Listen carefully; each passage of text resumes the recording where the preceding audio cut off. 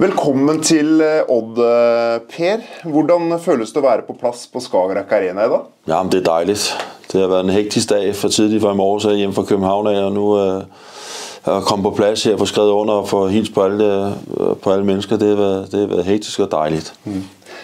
Du rakk så vidt at hilse på spillerne. Hvordan var det at møte gjengen for første gang? Ja, det var et dejligt stadion, og dejligt, der er et gode forhold, det må man sige. Ja.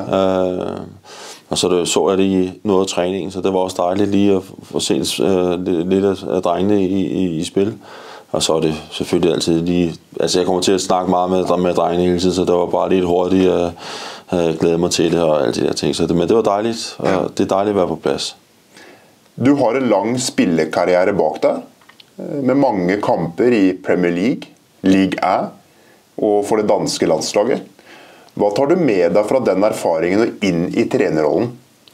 Ja, der tager man jo det man synes der var bedst for de trænere man havde, det man selv kunne, det man synes var sjovt at spille under. Så de ting har man ligesom taget med for de forskellige trænere. Og der synes jeg det var bedst at spille med at være aggressiv op og have bolden og være på og spille på de andres banehalvdel i stedet for at spille ned på ens egen banehalvdel. Så det er jo det man har taget med. Og så den der spillerne med at spille med en spilleglæde og den der positive arrogance, som jeg elsker, som jeg siger til drengene, det er det der er vigtigt. Vi spiller med en spilleglæde og en udstråling. Så det er vel det, som jeg synes var sjovt at spille under os, og det er det jeg forhåbentlig også skal give her til drengene. Du har træner i flere danske klubber. Hvad har formet dig mest som træner? Der formede mest, det ved jeg ikke. Det kommer noget erfaring. I starten var man har jo nogle idéer om, hvad man gerne vil, men det lykkes jo ikke altid sådan jo.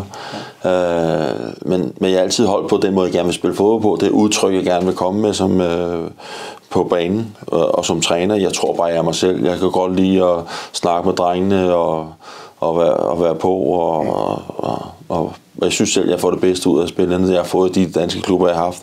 Jeg synes jeg altid, jeg får det bedste ud af drengene. Og snakker stadig med mange af mine gamle drenge endnu, der stadig ringer til mig og spørger om råd og sådan noget. Så det er jo dejligt jo. Ja.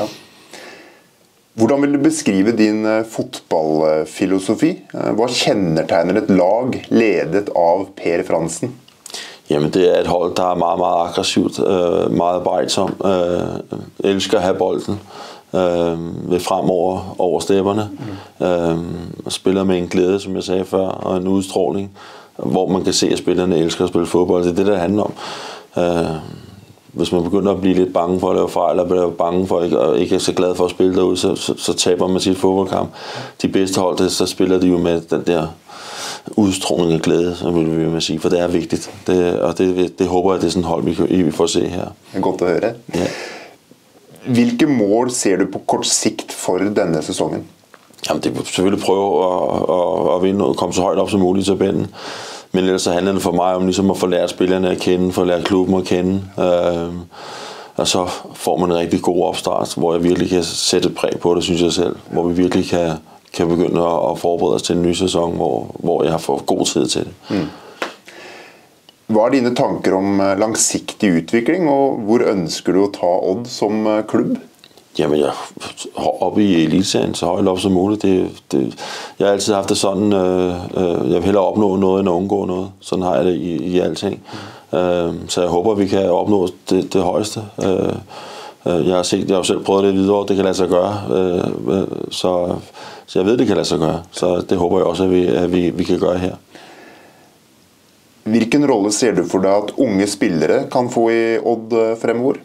Jamen, for mig, om de er 16 eller om de er 35, hvis de er gode nok, så spiller de. Ja. Det gør de. Altså, hvis han er 16 år og er bedre end der er erfaring og spillet mange mere, så spiller den 16-årig. Alder betyder ikke så meget for mig. Det er mere om hvor gode de er. Hvad var det, som gjorde, at du takket ja til at ta over som hovedtræner i Odd? Jamen det var jo, for det første der kom, når man ser omgivelserne, og snakkede med Esben og med Morten og med boardmedlemmerne, der kunne jeg se, at det var en klub, der er lidt nede, men hvis du kan få det på ret køl, så er der mulighed for virkelig at få dem op, og den mulighed, den tror jeg godt kan...